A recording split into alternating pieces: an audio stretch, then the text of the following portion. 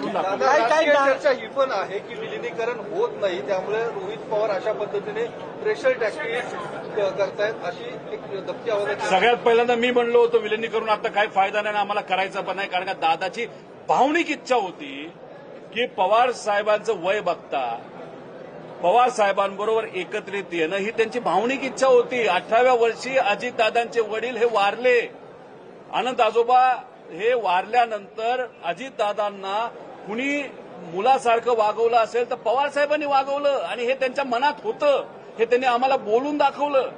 जेव्हा रेवतीचं लग्न ठरलंय हे सांगण्यासाठी पवार साहेबांनी अजितदादांना फोन केला.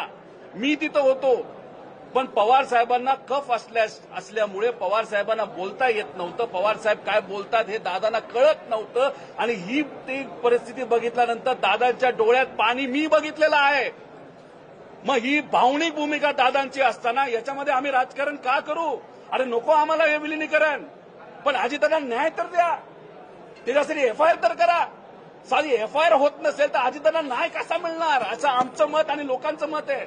नाही, अनेक बारामतीकरांचा चर्चा ही पण आहे की विलिनीकरण होत नाही, त्यामुळे रोहित पवार अशा पद्धतीने प्रेशर टॅक्टिक्स करतायत, अशी एक दबकी आवाज. सगळ्यात पहिल्यांदा मी म्हणलो होतो विलिनीकरण आता काही फायदा नाही, आम्हाला करायचा पण नाही, कारण का दादाची भावनिक इच्छा होती की पवार साहेबांचं वय बघता पवार साहेबांबरोबर एकत्रित येणं ही त्यांची भावनिक इच्छा होती. 18व्या वर्षी अजितदादांचे वडील हे वारले. आनंद आजोबा हे वारल्यानंतर अजितदादांना कुणी मुलासारखं वागवलं असेल तर पवार साहेबांनी वागवलं आणि हे त्यांच्या मनात होतं. हे त्यांनी आम्हाला बोलून दाखवलं. जेव्हा रेवतीचं लग्न ठरलंय हे सांगण्यासाठी पवार साहेबांनी अजितदादांना फोन केला.